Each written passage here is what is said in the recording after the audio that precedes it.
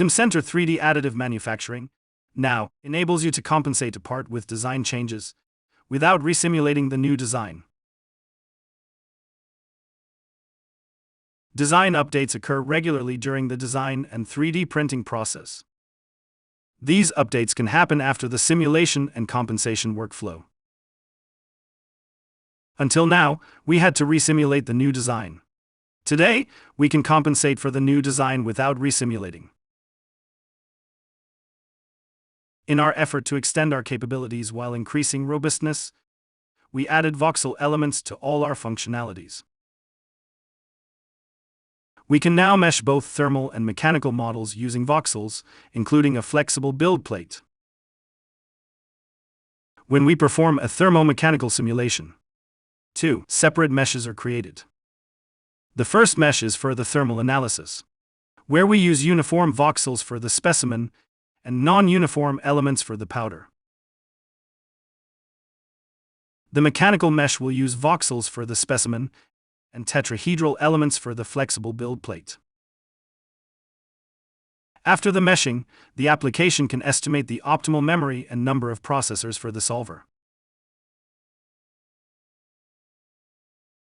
When we launch the calculation, two separate simulations are run. The thermal analysis is run to obtain the temperature field. The mechanical analysis uses the temperature field as a load case. After both the calculations are finished, we can start post-processing the temperature. The temperature distribution is visualized directly on the voxels with the powder elements removed.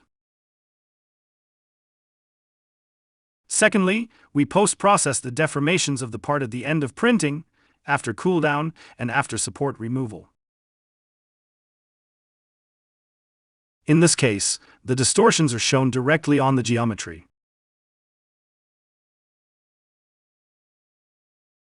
A new feature in Simcenter 3D Additive Manufacturing is the possibility to select an alternate part to be used in the compensation process. The alternate part will be like the original part, but can have small design changes.